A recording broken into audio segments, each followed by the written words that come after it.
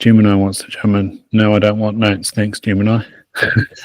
It's always trying to spy on us, right? Yeah, Google. How are ya? Yeah. It's like, were you talking to me? No. It's like, well, I was listening anyway.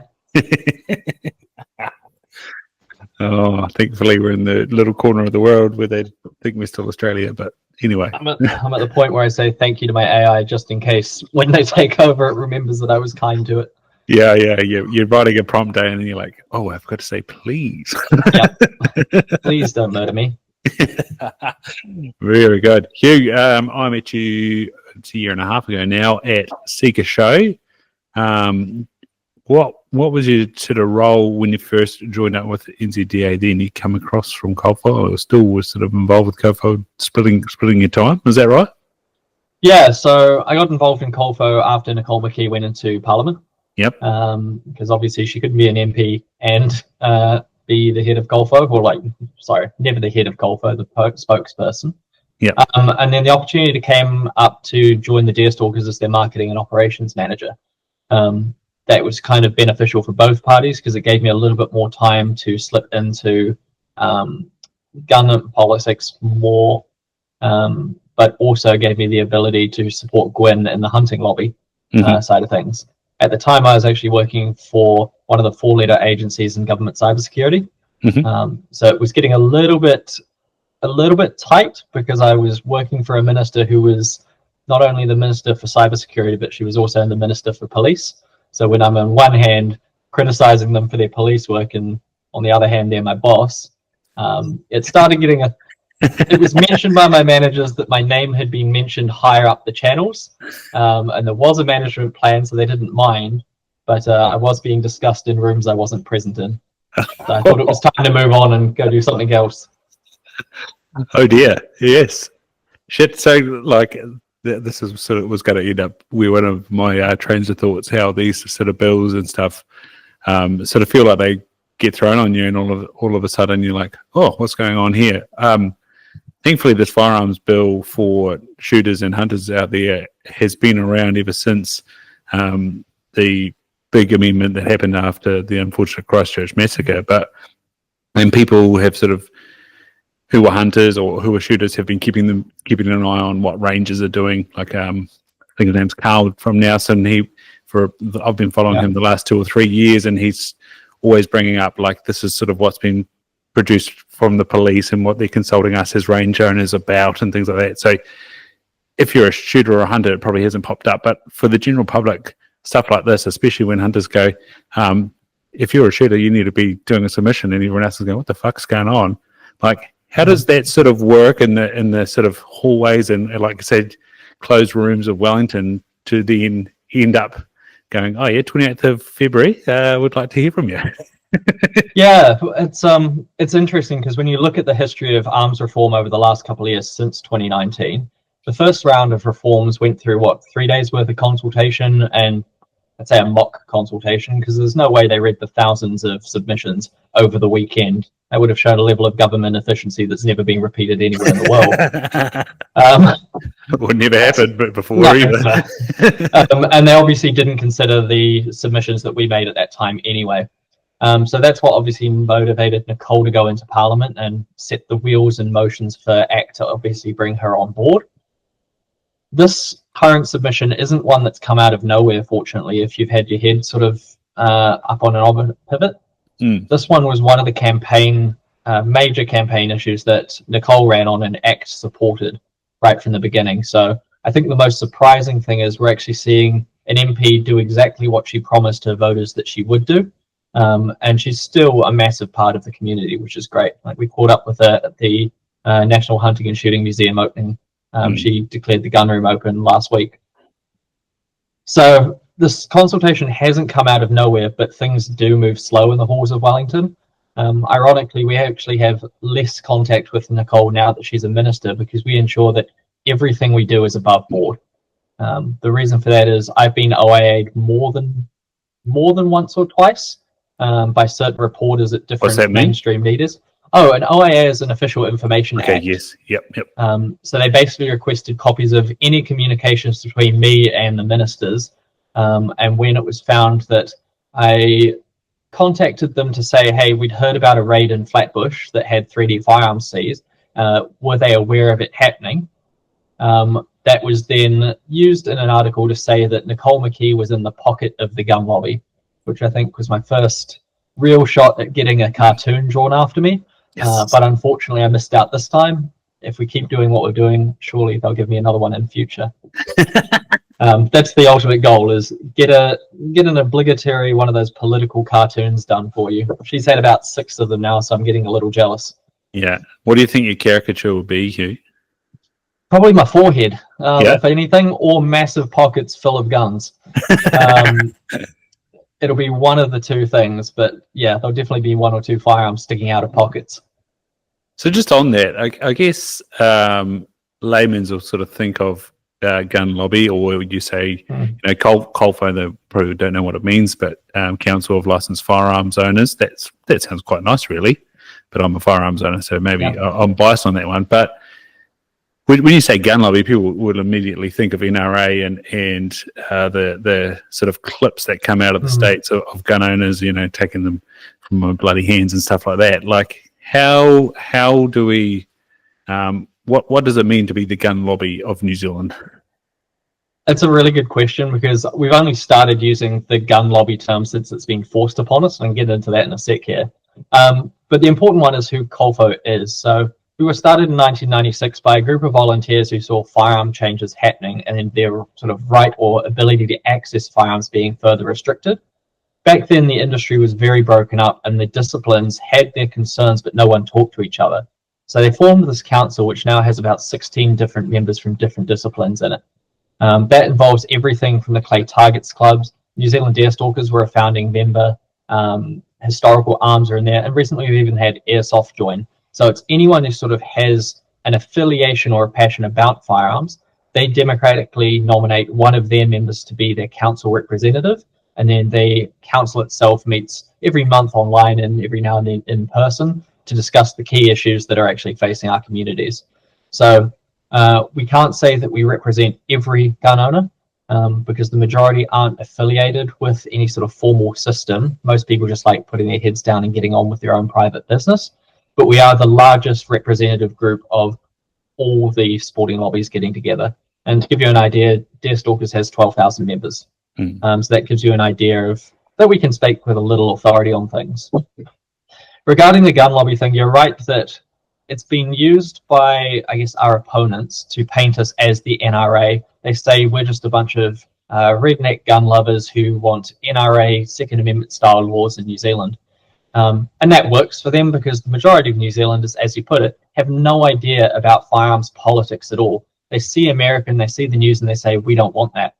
What they don't understand is we don't want that either. We've been massive champions of good firearms laws and making sure things like the vetting process is upheld to a proper level, which unfortunately didn't happen in the lead up to the Christchurch terror attack.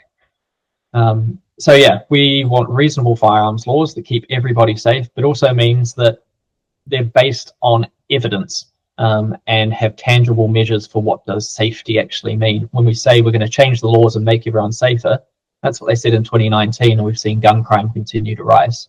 Unfortunately, the laws that Labour brought in were focused on the wrong people. They focused the law-abiding people who have never been an issue, and instead of going after criminals, they went after us because the country needed to feel safe, and we were the ones who were likely to comply.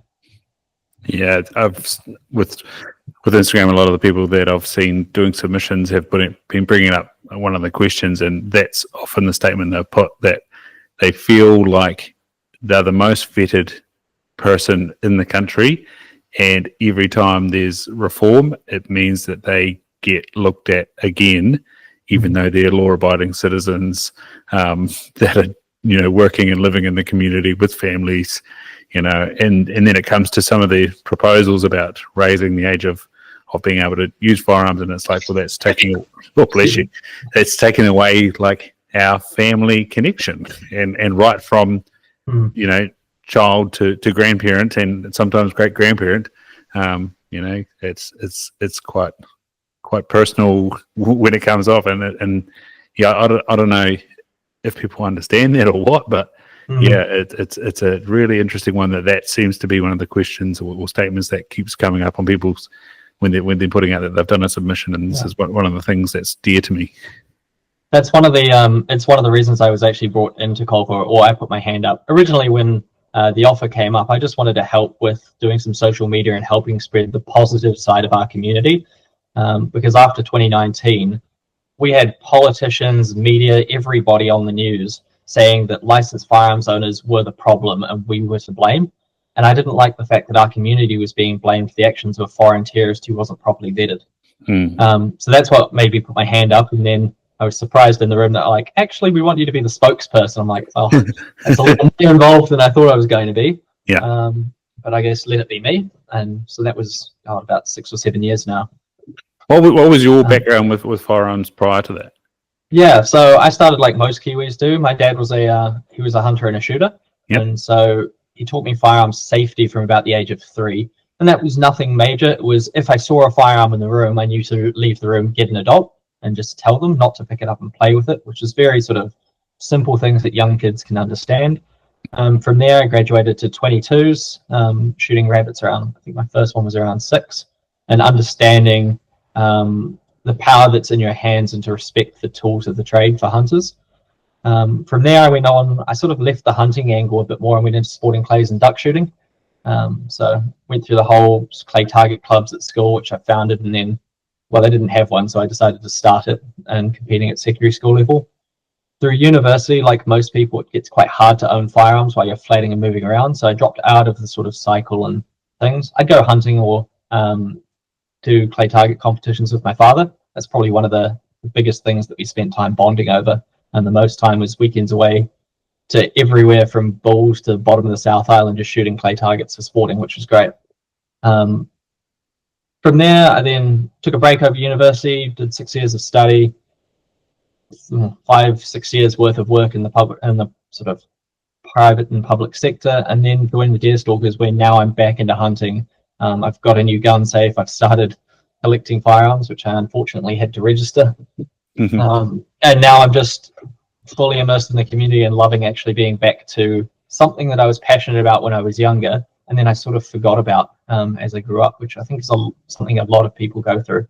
Looking at the stats, the comment you mentioned about the anti-gun people wanting to ban younger people getting into the sport, it's quite sinister, because by blocking anyone under the age of 10, the regular people will see that and think, oh yeah, that's fair enough, they haven't got the comprehension or the security. But that does cut off those early memories that get young people to come back to shooting in their later life. And if we increase the firearms license from 16 to 18, that cuts off. I mean, I went hunting with friends when I was 16. I grew up rurally in Blenheim. So those memories would have been gone for me, and I wouldn't have been able to share a lot of that with my dad. So they know what they're doing. They say it's all about safety, and everything they're doing and all these changes are safety, safety, safety. But when you challenge them on, can you actually give us any statistics or any information that would prove that these are making communities safer? When you look at the injury rates of shooting sports on ranges, they're lower than anything else. Like, it's a remarkably safe sport, and yet that's what they're choosing to focus on. And so really, it's not about safety, it's about killing the bloodlines into our sport, slowly and progressively with each one of the proposals that they've got, and I'm sure we'll talk about those soon. Yeah, it's interesting as well, like, it's an Olympic sport, and as one of the ones that actually got televised this year somehow. I'd never really seen it that much before, and to see the suits and what goes into it, and the breathing and the control and the size of the target, it was quite unreal. And then to think about people that I grew up with in Southland that used to go to like the likes of Claybird or Small Bore, and they'd be celebrated in the region. We have a thing in Southland called the Youth Mark Award, and every year there'd be a handful of either sports shooters or small bore shooters, and you go, oh, that's really, really cool, especially from the likes of Winton and Gore. And there's a pathway to the Olympics. Here in Ashburton, we've had plenty of shooters come in, and you get talking to them about the different things they do. I was at the rifle club the other day trying to sight on my rifle as well, and just the time and dedication and attention to detail that goes into it is amazing. And people that have shot for New Zealand and represented New Zealand to the highest level in Oceania and then eventually the Olympics. You're like, if we can't bring people in from a young age, because that level of control is a bit like golf, you need to be doing it from early age to be awesome, then that's again another pathway that we cut off to someone potentially winning the Olympic gold. Yeah, and the Olympics this year last year were really interesting because shooting became kind of cool with the Korean shooter and the Turkish assassin dad. Like, that brought things into the mainstream, and everyone was talking about it. And there was a spike of people being interested in learning how to shoot back then. I don't know if the other disciplines really capitalized that from small bore or others, but I know that Deerstalkers, we started advertising a lot to say, these are our hunt courses and learn how to hunt and things like that. It's also just difficult in New Zealand. Like, ranges are a lot further out, and we've seen, especially in with the increased urbanization and people putting off things like buying a house until later, not owning cars and using Ubers a lot more. Actually, just owning a firearm, getting to ranges is a lot more difficult than it has been. So there's economic factors that affect our sport as well as people just leaving. Like, people are going over to Australia and leaving the country. And they're potential shooters and hunters as well that would have been interested. But I know a girl who I shot with 2 years ago, and now she's working as a game warden in the UK. And it's just, our sport is not immune to the changes of demographics and money. That one is quite interesting because, like, especially when you're going for a flat, and you're like, and by the way, I have a gun and I need to secure it somewhere. Especially when the landlord won't allow you to drill a hole in his floor to put a safe in. There is some good advice there for young people, which is if they have access to the roof beams, they can put a chain through there, and then just for 1 or 2 firearms, which Firearm Safety Authority have confirmed is possible.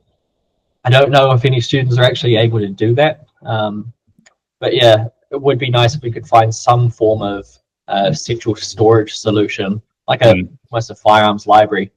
Maybe Deerstalkers could look at that down the line when we're not trying to save shooting sports and hunting for the rest of us. Long-term plans. The one with the rod through and the hoop over the top goes quite well into a rafter from experience. If you can get into the manhole and get up in there. And you're not you don't actually have to tell your landlord you've done it. Which the FSA let me know to inform the students of. So some of the FSA people are very much like, we understand the problem. Here's a potential solution. And I'm like, I respect the ones who are trying to do their best to help us out. Yeah. No, cool. Yeah, I had a hand-built cupboard with sort of 4mm plywood, and it was always interesting when they'd first look at it and they'd be like, oh, that's not wonderful. I said, and then I'd open it up and they'd see the rack inside bolted to the beam, and then they'd go, oh, actually, that's quite good. And having really clear instructions about what should be done for legislation and regulations. It's often that the frontline cops have no idea, and that's part of the problem with the Arms Act rewrite and why it's needed. Is I have a copy of the Arms Act written, all the 7 parts of regulations and legislation that govern what we can do, sitting on top of my gun safe. So when they come knocking, I can say, hey, I understand what you're saying. Can you point to the legislation where it requires me to do X, Y, Z? And a lot of the times it comes down to educating them because, there's a lot of laws out there and the firearms one is not simple. And there's a lot of cross-referencing different areas of the law. So one of the key things people should submit on is actually just getting it compiled into one piece and one document that's easy to follow with a clear definition of what is fit and proper and who does that law actually apply to. So sort of highlighting the need for this bill. It's not consistent of who's doing the inspection, right? I've been lucky that a lot of times it's been arms officers, but it's many of the time just a general policing person. Yeah, and they very rarely do it. I moved houses 3 years ago, and didn't have anyone come to inspect my safe, despite giving them the heads up about it. But although I did have a sort of impromptu one where I had my house raided for a little bit there. Which is another key one. Is it's a really important note for anyone with firearms is, especially young people, be careful who you date, because their mental health can affect your firearms license status. because they're obviously not allowed to have access to firearms, or if you have a bad breakup and they go off the deep end. Yep, we get at Colfo a number of people who are saying, I dated this individual, it wasn't a good breakup, they're trying to hurt me, so the police have been called and they've revoked my firearms license. And that's based solely on the officer's judgment and the story they've been told. Sure, you're likely to get it back most of the time, but that'll cost you about $20,000 worth of legal fees that they're no longer liable for. The same for the renewals process currently. That takes into account your previous relationships. Yep. So be very careful who you date, because it might cost you your sport and 20 grand. Oh dear. About it, but actually it's also really terrifying. Like, I live in an apartment in Wellington, and I had two police who came to my door armed on a Monday night. I was watching Kung Fu Panda cooking pizza after your jiu-jitsu class, so the least threatening person in the world, very confused why they were banging on my door, and then ordered that they were coming in. I'm like, I have no idea what this is about, but I'm so glad I put the knife down before answering the door. Otherwise, I might have been a little bit holier than I am now. Goodness me. So I guess we are highlighting some points of why this bill is in place and why Nicole sort of lobbied on it. I made comment to Gwen as well at the Require meeting, where we were going to sort of sit down and do some submissions, but it was our meeting was unfortunately a couple of days before Colfo released the supporting document. The sort of comment come up was, isn't that what Nicole's supposed to be in Parliament for? Can you sort of straw man the argument and then sort of set it straight that what's being bandied about around the place is not what's in it? Yeah, no, I could definitely do that. So the key thing to remember is that although she's a minister, she does not have absolute power. Yes. So we've seen it happen to be trialed recently in the media reception to. She is what's called an order in council, where they can just basically change the law with a stroke of a pen. The amount of whiplash she got on that in the media and by the entire country blasting her for using that. They said, oh, it was to use her to get semi-autos back and give her powers that are beyond her station, blah, blah, blah. She was absolutely roasted for that, despite the fact it was minor changes. And if something can be done by an OIA, it can be undone by an OIA of a future government, because it sets a precedent. So the key thing to know is this whole process needs to be done as by the book, and maybe even beyond, with the level of due diligence for consultation and everything else, beyond anything we saw previously. Otherwise, other governments will come forward in future. We're not going to have a blue, black and yellow government forever. It will eventually flip to maybe a red and green, or red, green, and whatever other colors. We don't want to have a law that's been rushed together and seen to be biased. Otherwise, they will then be able to champion it and say, we're changing it to whatever we want, and undo all the good work. So with that in mind, although there are some ideas of what we as a community would like, and I'm sure Nicole will probably have her personal views on it based on her experience as an educator and a shooter, she needs to go by the book on this one. The other side of it is, it's not just ACT that need to be convinced of this, it's the National Party, and particularly Mark Mitchell and the likes of Judith Collins. Mark Mitchell is the police minister. He's very much on the police line of thinking, which is fewer guns in the community equals safer for police. They're feeling the threat because they're seeing rising gun crime, nothing to do with us as licensed owners, but if there are fewer guns in the market, then the criminals will have less access to it, and therefore their officers won't get shot. That's their line of thinking, and you can kind of understand it. They're also pushing for general armament, so all of their police would carry firearms as part of their daily carry and uniform. We came out against that for the second time recently, because although they might like it, they can't afford the training required to be able to carry firearms privately and deploy them around citizens. Their training annually is less than we expect of private citizens who are only allowed to use pistols on ranges. So unless they can up that by, 6 to 12 times, I wouldn't feel comfortable with them carrying in public, and I don't think anyone else would. But that's a slight sidebar. The argument basically is Nicole wants to do the work, but she needs our support basically to give her the ammunition to say, these are all of the people who care. These are all of the ideas. We're going to take the best ones we're going to take from both sides, not just the pro, but anti-guns as well. Religious groups are in there who are affected by Christchurch. Put that all into what would a new Arms Act be that makes all of New Zealand feel comfortable with them, not just firearms owners. Does that make sense? Yeah. Another feedback I had is like we've seen a rally from mostly hunting. Well, that just must be my page, but from the firearms community. Is there a rally from anti-gun? Have you seen it?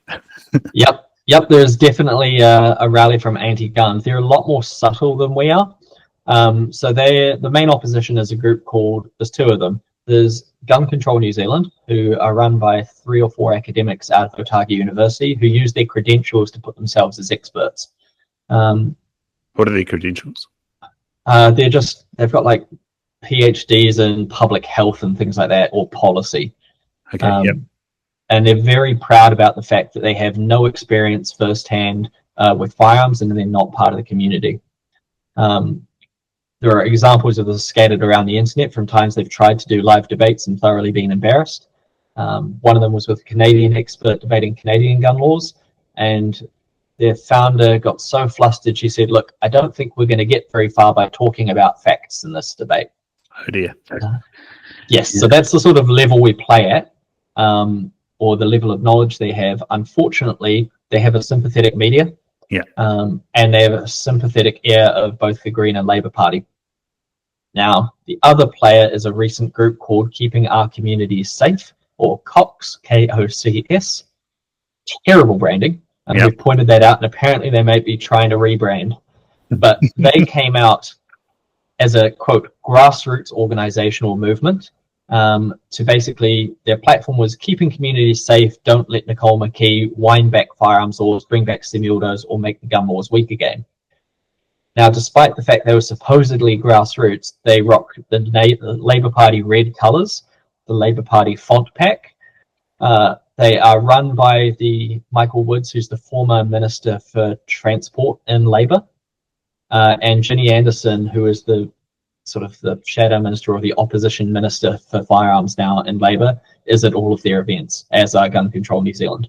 So they are more mobilised, they're more sneaky about it, and they play to the public saying, the gun lobby is so bad, Nicole wants to weaken the gun laws and make us like the Second Amendment. We're here just to keep things safe. Their misinformation gets spread more widely than we can. We have adverts going out. We have, as you've seen, for deer stalkers and hunters, videos trying to educate the public, but a lot of the time, the majority of them don't care, and the ones who do are very liable to be susceptible to fear. Mm-hmm. The adverts that Gun Control New Zealand have been running have been, here's another example, they ran one saying guns shouldn't be for people who want to play, run around playing toy soldiers, they're dangerous, this is not a game. With people dressed in full sort of camo military gear. And then we realized that once I did a photo scan, they'd use photos of airsoft players to try and scare people into making sure that guns couldn't be out there. And I was like, well, it's ironic you say it's not a game and yet you don't even use real firearms. You've got photos of airsofters.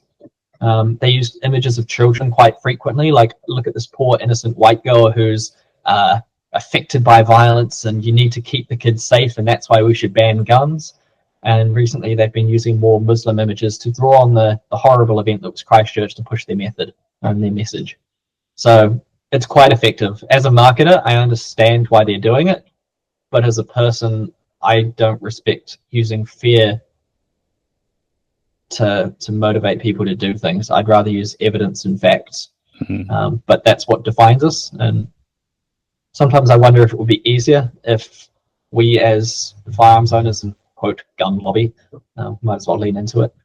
If we were to use some form of facts, if we were to use some form of, I don't know, emotional plea to regular people, but they don't have that connection to our community, they're not rurally based, and there's not a lot we can do to overwhelm the numbers. I mean, there used to be 250,000 licensed firearms owners. We're down to about 232 now. So we are dropping. And as time goes on and our demographic ages out, there's going to be a point in the future, unless we bring new people into our sport, where we're no longer a political factor. And at that point, we'll be at the mercy of GCNZ and the Labour Party. Was That's a that bit doom and gloomy. yeah? Was that them with the bullet when they were just trying to describe a whole ammo? Oh yeah, it was so good. For anyone who hasn't seen it, it's shared around a little bit. But they emailed someone in our community. They put up a photo of a bullet, not the casing or anything else, and put like the polymer tip as like The the bullet. bullet, and then the copper casing is the shell and like the primer in the back of it. Completely wrong. Someone was kind enough to reach out and say, "Hey, you guys might want to, I don't know, not be this dumb on the internet where people can screenshot it as we have and share it around." And Hera Cook, who was the not going to get too far talking about facts lady, wrote back to the person that's like, "Oh, would what's wrong about this? Would firearms owners use different terms to describe these parts?" And you're just like, they actually have no idea, and they're proud of that. They don't have a desire to learn because maybe it's the whole ivory tower. They look down on anyone who's rural or anyone who hunts as sort of undeveloped savages. I bet they're vegan, but like I can't prove that. Yeah. But it's that sort of attitude they have towards us, which is a level of disdain. And if you aren't an academic, then you shouldn't have a voice when it comes to the debate table, and that's just wrong. Lived experience actually matters.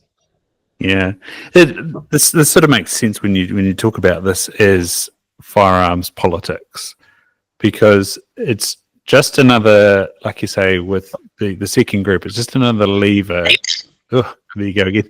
Just another lever to say, hey, them over there are bad. Vote for us. We'll stop the baddies. By the way, we need some fundraising for our party, so you probably donate to us too. And yeah, we'll look after the baddies for you. Yeah, and, we'll protect you. Yeah. Trust us. And it's funny because they get so much media play, and yet their membership, looking at their, they have to put through records as a registered charity each year. They had about 120 members. Right. And you're like, you get private meetings with ministers. You claim to represent all New Zealanders. And sorry, the vast majority of New Zealanders apparently are who they represent. I'm like, well, numbers wise, Deerstalkers represents more people than you as a standalone. Clay Targetu, basically everyone does, and yet somehow they criticize Colfo for over-representing our role within society. And I'm like, yo, pop kettle. But then at the same time, they've never been known to make consistent arguments. They make good sound bites that they expect not to be questioned on. I mean, Chris Cahill from the police union is sort of in the same boat. I've been offered morning shows with him a number of times, and once I've accepted, he's declined to appear. Mm-hmm. And I've challenged Gun Control New Zealand anytime, any place, their channels, anywhere in the media, host a debate roundtable. Gwyn, me, anyone they want to bring, and they just will not accept, because the moment they get challenged, all of their ideas crumble.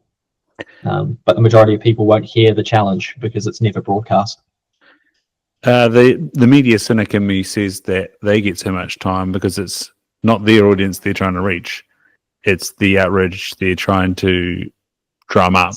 You know, It's just clickbaity. Yeah, it's the what the fuck from all of us. That then means we watch the article and we get to see an ad or two. Yeah, it's that, and it's also the fear factor from the regular audience, where it's the headlines might be paywall. The rest of the article is paywall, but they'll have something like semi-automatic centerfires coming back, Christchurch is going to happen, or things like that. And you're like, okay, that's just going to scare people. They won't read the article, but it stokes fear and then pushes a political agenda, especially when it was really interesting over the last couple of years. The likes of Radio New Zealand and a few others, we'd started building a really good relationship with some of the journalists, where they were starting to come to Colfo when they had incidents occurring, saying, look, are we using the right terms? What's the rules around XYZ? And then over the last sort of 2 years since the government changed over, they've gotten a lot more aggressive and hostile, or less willing to talk to us, and more likely to run the GCNZ lines. I was talking to a few media people who are my friends and colleagues who work in the sector in Wellington, and we agreed that basically it feels that the media is very anti-government at the moment, possibly more so than the previous, and as a result we're catching strays from that. And because Nicole was former Colfo and now the Minister of Arms, we become an easy attack point for them that outrages all of New Zealand. So it's great that we have a minister, but it's just unfortunate that it is a point of weakness from a political position that the media can go at, and they're relentless. Yeah, it's unreal. How did the Renews piece come about? So Renews is actually quite good, and I was really surprised. They've got a younger journalist there named Zoe, who's been focused on doing pieces around rural New Zealand and mental health. So she contacted us saying, look, we want to do this story because people don't know anything about hunting in New Zealand, really. They're disconnected, but we also know that the suicide rates of our rural men is disproportionately high, and I want to bring and shed light on this. Can you help? So we said, look, absolutely. There are organizations you can talk to, like Mental Hunts, Deer Stalkers. They basically asked us a whole bunch of questions. We said, no judgment, ask us any dumb questions you want, and we'll tell you how it is and what we hear from our community. They then took all of that, ran it with, I've completely forgotten the guy's name, but one a taxidermist based out of around Christchurch. Pleasant Point, yeah. Let's get. But but anyway, they ran this story, which is a really good one. They got Firearms Safety Authority in there, and Kendra's great, and I think she's one of the good ones. However, there is, like with the vetting or the arms inspections, there's mixed results and a lack of training across the board, which means that people's experience with losing their firearms or having mental health issues and how they get help around that is mixed across the board. It is Brody Green. Brody, yeah. Massive appreciation for that guy for showing the vulnerability, but also putting himself out there as someone who owns guns in the public. Because, I mean, there's the whole our privacy is the number one thing that keeps us safe as firearms owners. So anyone who's willing to step into the limelight and put themselves out there obviously opens themselves up to maybe not so desirable members of society knowing who they are and what they have. Yeah. But it was an important story that needed to be told, so that was great. And with Glenn at Mental Hunts, what sort of connection have you had? Has it all been through NZDA, or has there been a bit of Colfo as well? No, it's been both. So I think the problem with Colfo is we're a small group of volunteers with a massive workload ahead of us. And so we have to sort of pick our battles one at a time. The Mental Hunt side is obviously a massively important part. And we'd love to do more collaborations there, but first one, we need to stop our sport disappearing for everyone, or at least maintain our rights. After that, we want to start working with more, pushing Glenn's material out there. And I know he's also a volunteer in that space as well. But he's doing a great job and collaborating with FSA as well to just try and get our community to ask for help. We both sides do work with them, but it's always a question of what's the priority, and we're so busy fighting fires that it's really difficult to build at this point. But hopefully that changes after we get a new set of Arms Act laws. So how far away is the FSA from you guys? From Deerstalker, it's literally a ball throw. It's just across the road. Nice. If it wasn't for a construction site, we could see into their lounge and give them a wave. Yeah. So what's the conversations like with them? It's mixed. So obviously I try and keep my Deerstalker's hat and my Colfo hat separate, because one is gun lobby, one is hunting lobby, but all of them, when we meet, are around ensuring that firearms owners and licensed firearms owners are represented regardless of what side you're on. We have productive conversations when it comes to saying, hey, this person has come forward, they've had an issue with X veteran in this area. There could be some training there. A really good example is they've started running a campaign around making sure that kids are being properly supervised when they're hunting. That was because we had reports coming into Colfo about young people who were unlicensed going out and hunting on their own in certain regions of the country. That's a recipe for disaster. Even though they might be the most well-trained, behaved kids, that's still illegal and could mess up their lives, but also cause a safety issue for others involved. So we went to FSA and said, look, we've had these reports. We won't tell you who has come forward, but this region in particular needs some support and promotion, that don't send your kids out with guns unsupervised, because that's bad. They took that on board, and within a couple of months, they then rolled out a campaign basically sharing that message with their funding. So there are productive and positive things that come out of those. But also we have some pretty tough conversations with them as well, because we obviously disagree on certain points around transport. The register is a massive one. We beat each other up in the press about that quite frequently. And also the trust and confidence is another one that we've started timing. So the trust and confidence survey is one that they very strategically target new people who have just got a license and ask them, do you have trust and confidence that the police will administer the Arms Act without bias? The people they select are new to the game, and so they often come back with, yes, I trust them because I haven't had a negative experience. We then do the same survey with similar questions that look for the same answer, and whereas they might get 8s, 9s, and 10s on the trust levels, I think ours sat around the 0.6 level, with like the highest one being about a 2 or a 3 on the trust level. So there's a real disconnect between those who've been in the game for a long time and those who are fresh to it. Now, their argument against that was, well, we only talk to people who recently do it, and you talk to only your select group of Colfo people, and therefore, of course, you're going to be biased because they're involved in the politics. Our immediate answer was, well, you could survey every licensed firearms owner if you wanted. You have all of our details through the licensing system. Send an email out to everyone and see what you get instead of your very curated couple of thousand, I think it is. And their answer was, no, we're not going to do that. What do you think? Yeah.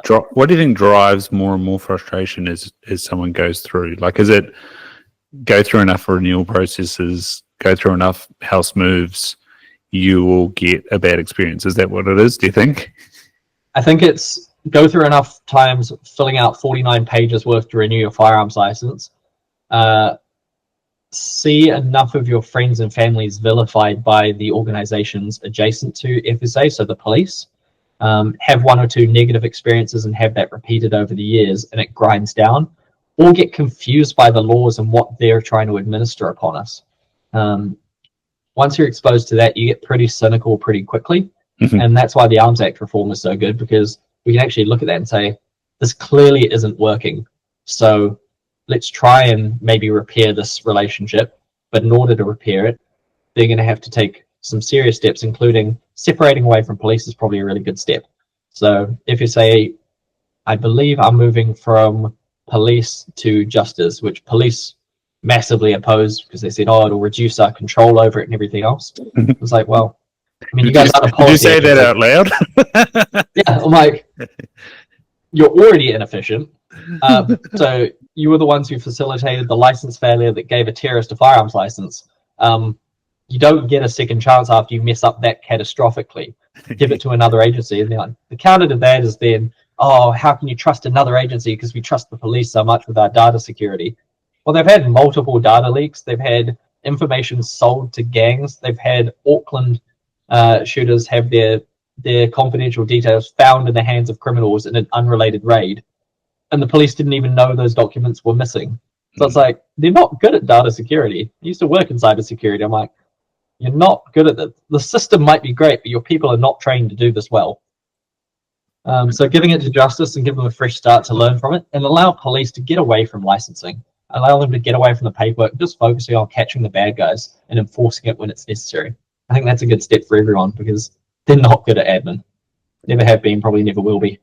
Is this in your warehouse that likes of encryption, blockchain, AI, sort of the a lot of people at the end of the spectrum that own firearms will probably be reluctant to use services like RealMe and sort of having an online identity. But in this sort of system, if it was organized efficiently, and then that's a big caveat, if it was organized efficiently, should mean that the process is not 50 pages long. It's not like, for example, me getting my police report from New South Wales for the 1 year that I lived there, having the previous 10 years looked at, even though you had no criminal goings on, no problems with your firearm.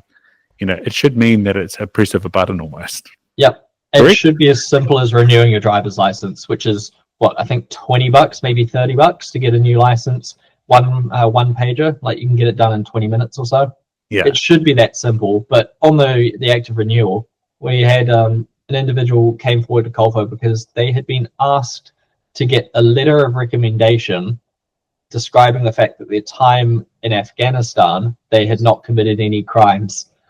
And that was hilarious for us because they were effectively asking the individual to get a letter of reference from the Taliban to say that they weren't a criminal. And the level of just idiocy required to make that defies belief. And we had to do a double check before we published a press release on that because it was just so out the gate. But it was true. And then in the end, they had to go and ask their they were former military, obviously, asked the commanders to write them a letter of reference saying that they didn't commit any war crimes or anything bad while they were overseas serving our country. You know, like, okay, if that's the level of stupidity you want to run at and the level of inefficiency, you don't deserve this. Like, you're not smart enough to run this game. But it should be easy to get your license. I mean, we jumped through all the hoops, and if you have a red flag pop up, yeah, okay, maybe take a little bit of time, do an extra vetting for that, but that will be the 1 or 2% of firearms owners each year. It shouldn't affect everyday people. Yeah, it's interesting. The like the way you make it efficient is giving away a little bit of freedom. Yeah, and the security side of things. I mean, it doesn't matter how complicated the system is and the things you put in place. Every database is hackable or breachable. It's just a matter of how valuable is that information to the person who wants it. The issue with things like the register is once it's out there, you'll never get it back because once your name and how many firearms you own are and where you live, what are you going to do? Move houses? Even then, they've got your first and last name. Sell all your guns? The list isn't going to be updated if it's an Excel spreadsheet sitting in the market. So, I mean, people have talked about getting compensation if the data is breached. Police should have to pay some form of compensation. The one I'm quite a fan of, and I'm including in my submission, is around revocations, that if your license is revoked and you challenge that in court and it's overturned, your license is returned to you because police were wrong in their decision, then police should be liable for those payments and the court fees, as well as maybe some payment for the distress that you suffer as a result of that. That would, I think, balance not only the police ability to legitimately step in when it's bad, but it might stop them from overreaching and just trying to bully people, knowing that most people can't afford 20 grand just out of pocket to save a license. And once it's revoked, you don't get it back. Like, that's a valid point, and yeah, that's quite a good one. On sticking with the cybersecurity, what is like? So obviously, hackers go around and try to break into stuff. What is the sort of value in the market? Are hackers generally getting multiple amounts of small payments for pieces of data, or are they selling these things for big money? Do people spend big money on databases? It depends where you ask. Like, I have to be careful what I say here because of who I used to work for. What I can say is that the instances we've had in New Zealand with gangs buying lists or accessing databases with police, they've paid police officers or non-sworn members of staff to get access to it. The thing that I can say about whether our list is valuable is that the information they caught in the Auckland raid was found at least a month after the theft had occurred, which meant that those criminals knew the list was valuable enough to hang on to. Now, that list didn't have the individual firearms that people owned. If they were to get an updated copy of that from the register, for example, they wouldn't just have the names and addresses of the people, they'd have exactly what's in their safe. So for people with collections of fully automatic firearms and everything else, that poses a real threat to them, as well as pistols. That information, I think, is more valuable to criminals. Sometimes it might be as simple as police will CC or BCC, CC instead of BCCing people. Cam Slater over at, I forget what his new blog is called now. Previously Whale Oil, right? Previously Whale Oil, and now another one. He was recently sent the details of a collector who had fully automatic firearms and his licenses to procure as just an accidental document inclusion with the guy's firearms license and everything else. And it's like, that wasn't a database breach. That was just someone being careful, and it just happened. They leaked it to kind of the best person in that he is a licensed firearms owner who can be trusted, but also the worst person because he was very quick to expose. They just massively compromised this individual's security, accidentally without even realizing it. So the lists are valuable. It is probably a matter of when the list is compromised rather than if, and how we deal with that as licensed firearms owners in our country. Majority of the country probably won't care.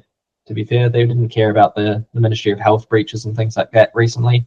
People don't think of cybersecurity breaches as being significant, but for us, knowing what's on the line, I always think about friends and family who live rurally and have firearms. If people go knocking on their door, they won't turn up to a gun owner's house without bringing guns or weapons of their own.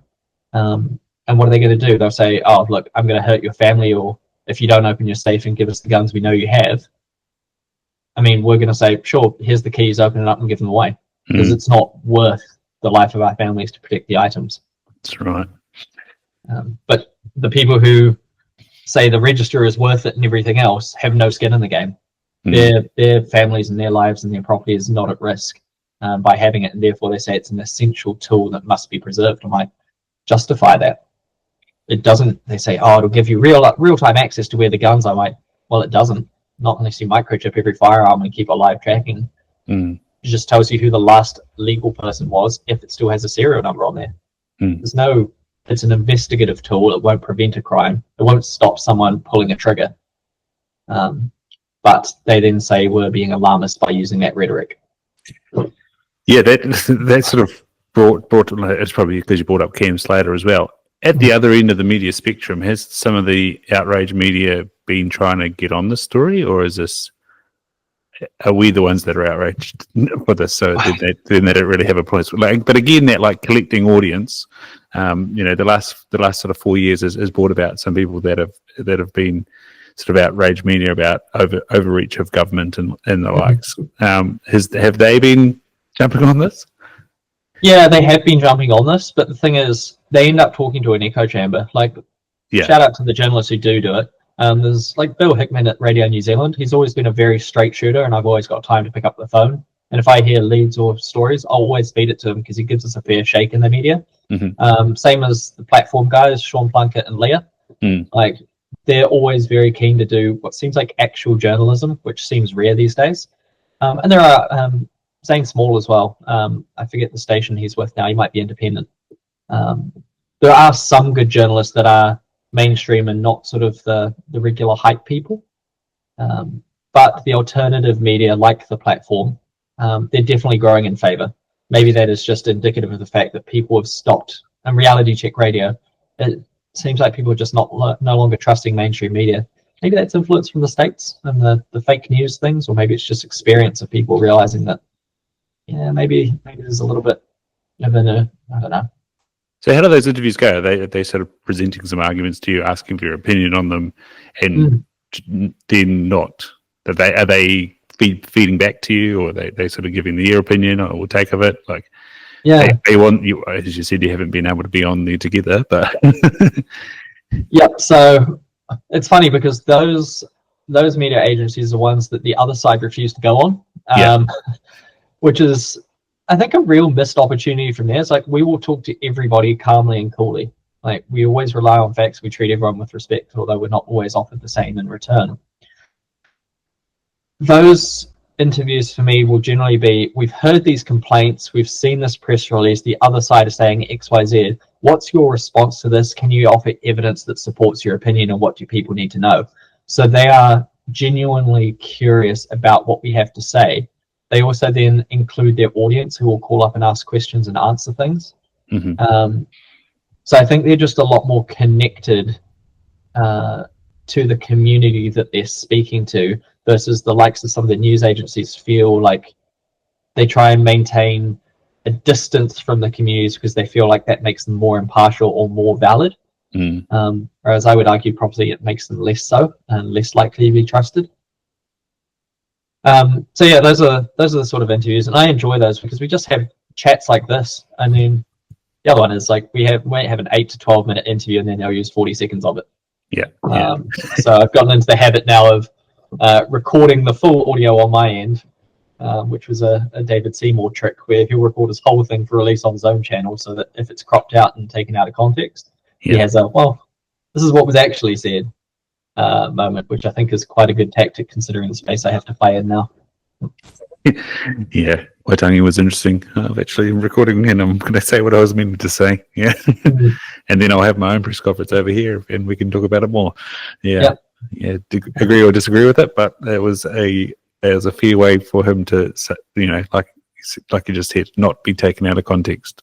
One thing I have found really useful is when the other side gets mainstream media interviews, I've started getting into the habit of either screen recording and just responding point by point. So there was a Radio New Zealand one with Nick Green, where he basically went through his wish list of what he'd like New Zealand gun laws to be and saying, oh, Nicole McKee can't be trusted.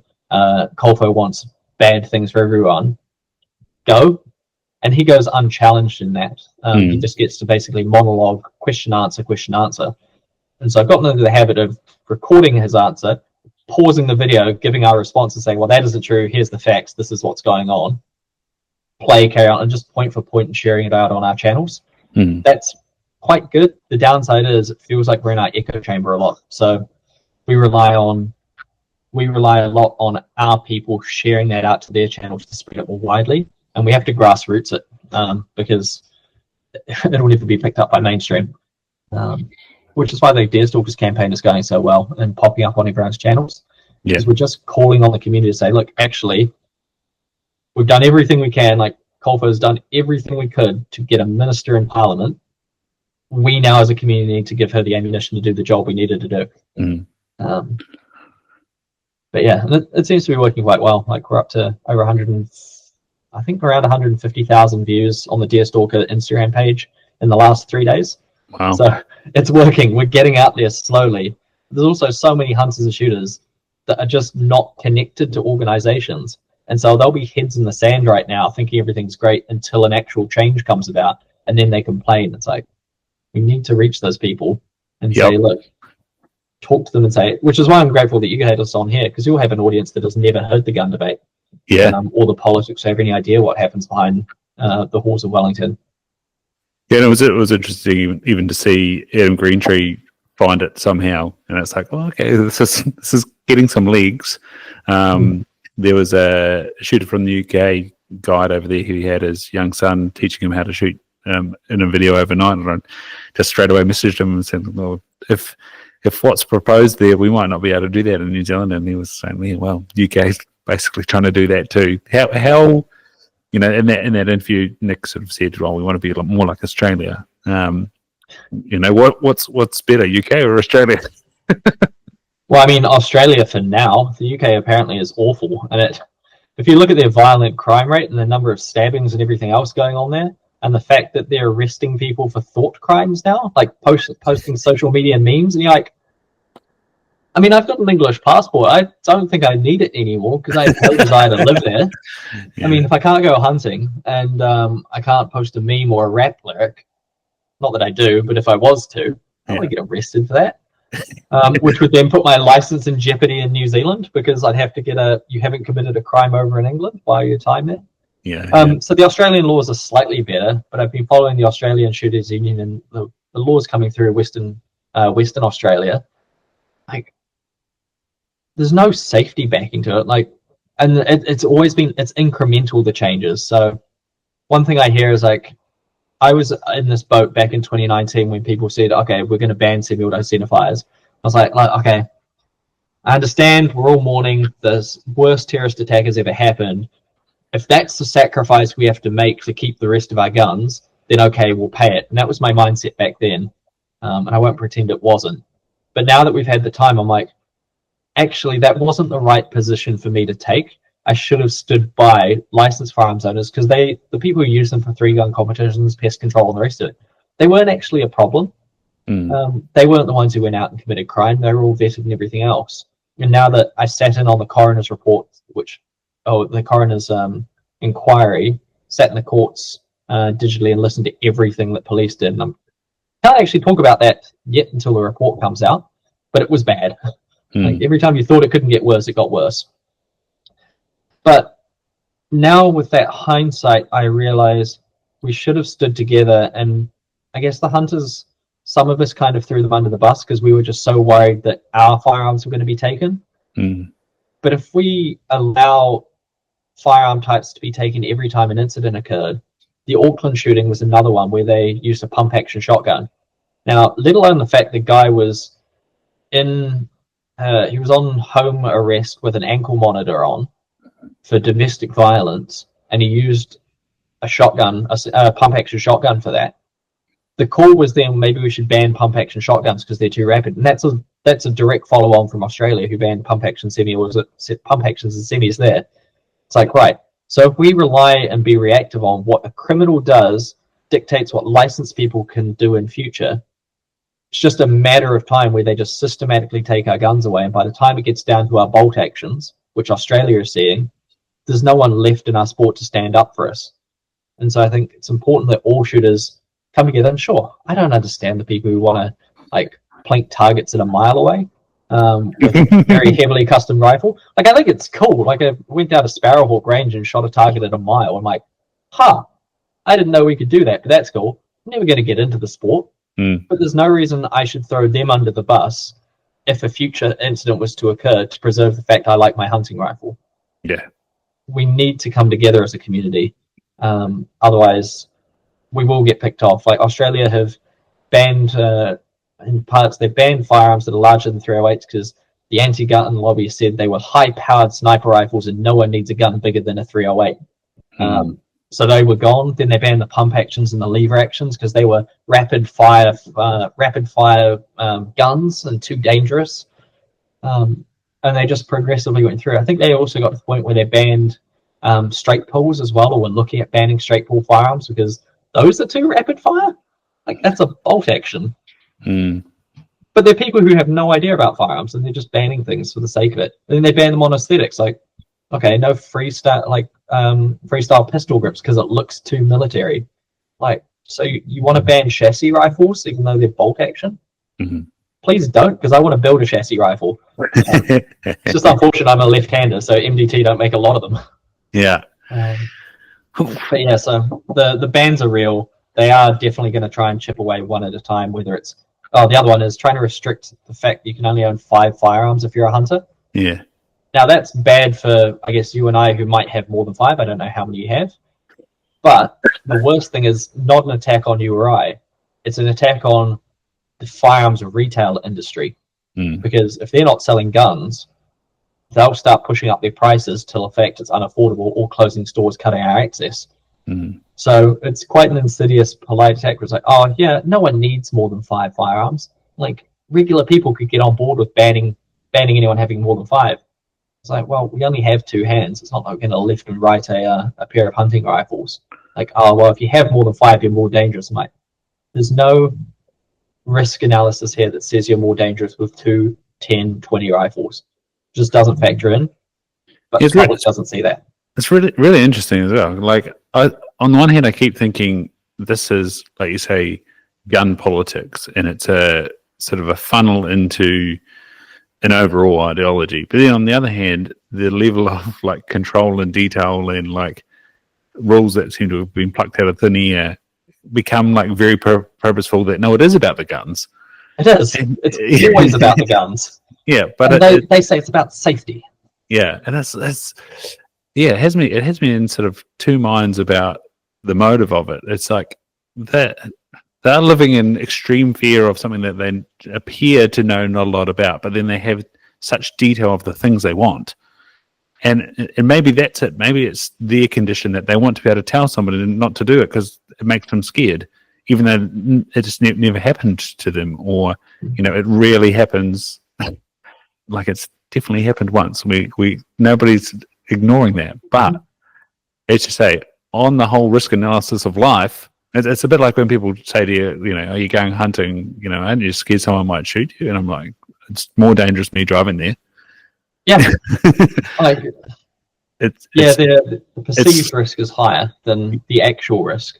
Yeah, and I mean, the other side of things are like if we were to apply their logic and plans to anything else, and say that it is the tool that is to blame when things go wrong, then you should see either knives being banned after. Well, I mean, England's trying to ban knives of certain types anyway, so they have knife attacks, so let's ban knives.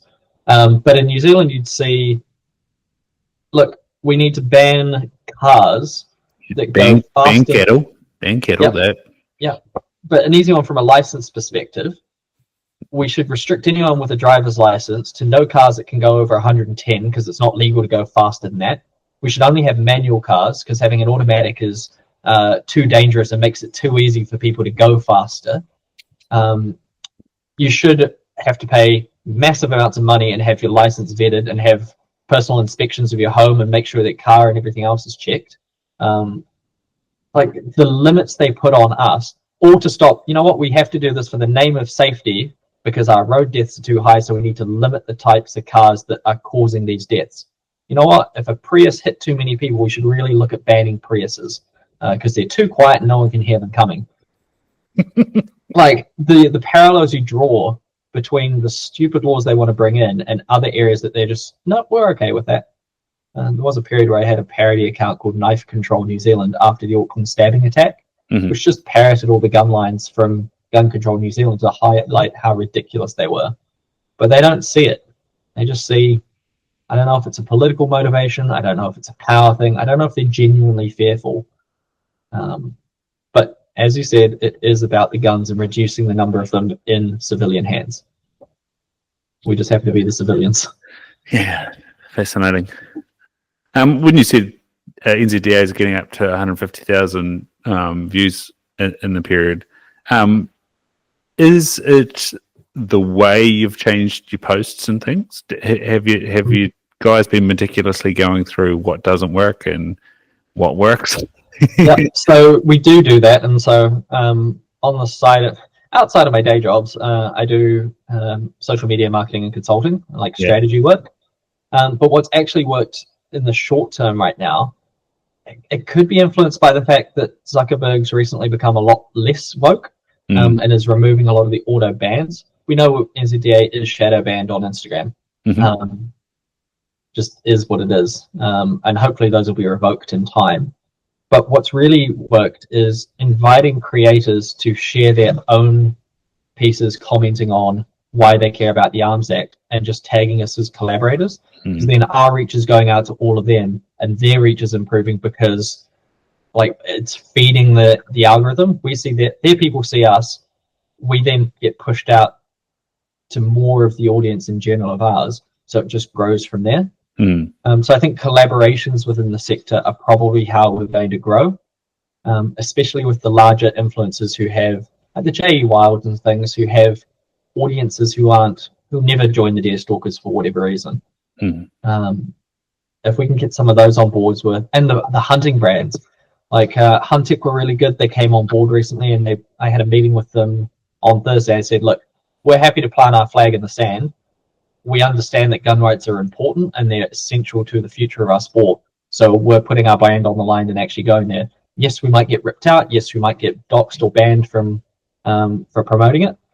But we know this matters. And my answer to them was like, more brands need to do that because they make money from our community.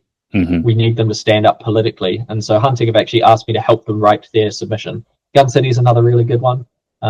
So they sent me their submission to have a look at recently and give them some feedback on, because I mean it protects their business and the money, but they're like, more shooters is good. I hope that the other brands and the other key shooting brands, they have larger audiences than us combined. I'm like, if they could just realize that they need to actually take a stand for something, those of us who are in the sector and those of us who hunt and care will probably stand by them and remember this in future. We have long memories, which is probably why hunting and fishing suffered, because they threw a lot of people under the bus after the last Laura films. Under the previous team, they came out in support of the semi-auto ban and other things. People still remember that, and it's talked about on forums. They've got a new manager though, and a new CE. Maybe he'll see the light and realize that hunting is half of their name and half of their business. And maybe if people want to keep hunting, they might need guns to do it. Yeah. and the rest, far And out. the rest, yeah. Yeah, I was looking at tents. I was like, oh, there we go. Yeah. Yeah, that gear acquisition, especially for new hunters, is it's up there as someone who had to re-kit recently. Yeah, Let alone the cost of guns yeah, no, and ammo. It's unreal. Wonderful, Hugh. Do you have anything else that you want to get across, mate? Yeah, I think the final thing to get across is we've talked about who Colpo are and who we represent. And what I want to drive home to people is we are a volunteer-run organization, and yet somehow we are the representative body for all shooting sports in New Zealand. We sit at the table around government. We were brought in by the Labour Party as ministers' advisory groups and things like that. And everything we do is only made possible, whether it's PR campaigns, advertising, interviews, because of either donations made by our members who give a shit, or memberships, which if you buy a membership to Colpo, it's $28. Like, it's less than 5 Auckland coffees. And for that, that's the cost of gun rights in New Zealand and helping to fight against the stupid laws being brought in. So I know times are hard and the economy is rough. Everyone gets that. But if you are able to join up and join the fight, then we love the support, especially as we look towards this Arms Act, and we're going to have to put out a lot of adverts to convince people. But the other side of that is, once we get through this, I've started talking to other brands. Mountain Gear, for example, have been really good. They've donated a couple of bipods that we'll be able to give away as prizes, so we can start giving things more tangibly to those who are signing up and supporting the cause. Because we know that the advocacy is so hard to figure out. Like, it's not tangible. It's just, can you use guns in future or not? But if we can get discounts on various products, similar to what Deerstalkers do, that's our next stage to help grow our membership. So yeah, it's just colfo.org. We have all the resources. There's things to stay informed. We have a new AI built in, so you can ask it questions. If you have a submission that you're trying to do, I think you can actually ask our AI chairs to reword it slightly for you to make it stand out. And that will pull from the current Arms Act. So we're bringing tools in to make it easier for people, but we really need everyone to stand up and actually be counted in this one, because we've been fighting it as a small group for a long time. If we could have, even if we had 100,000 members sign up, like half of the licensed firearms owners, we'd have a multi-million-dollar organization that can fight police in the courts every time someone has a license revoked. Right now, all we have is lawyers who will give a discount to Colfo members. But a discount on $20,000 is nice, but that's still maybe $14,000 out of pocket. Even 50,000 members, we could have a full-time lawyer employed to fight everything at no cost to our members. So yeah, with that in mind, there's the opportunity to really power up the firearms sector now. I hope we do, because yeah, it preserves everything into the future. So yeah, that's a key one. Colfo.org. Absolutely. We'll have that in the show notes to make it nice and easy for everyone. Deerstalkers as well. And I'll put the link to Colfo's sort of supporting document, which was very helpful. Yeah. The Everyman Guide is the best one. Yeah. But if people get really stuck, I've uploaded a video to Colfo's page that has a copy-paste template with 2 points on it. Run that through an AI, email it to Justice, and that's a, shit, I forgot to do it, it's Thursday night, run it. I'm going to email it out to everybody and give them the instructions. Yeah. But yeah, everyone needs to submit. Like, the fact we were at less than 1,000 and there's 230,000 of us is embarrassing, especially when we all complained at how important it was and how bad the Ardern laws were. We all complained. Now we all need to return those complaints into action, and we have this one chance to get it right. So let's not fuck it up. That's a clip there, Hugh. Cheers, mate. Cool. Sorry, I swore. I didn't mean to. No, it's good. We'll beep it. I don't know. Yeah, we've got to hit that algorithm. yeah, exactly. Mate, I'll get you to leave us with you personally. Like you say, you wear a few hats. What keeps you in flow, mate? How do you run this along? Like, you take photos, you shoot guns, you work in the halls of Wellington. Like, what keeps you aligned, mate? You roll on the mats too, crikey. Yeah, there's a phrase that is the jack of all trades, master of none, but still always better than a master of one. And that's sort of where I built my entire career. I've just followed my nose on things that I find interesting.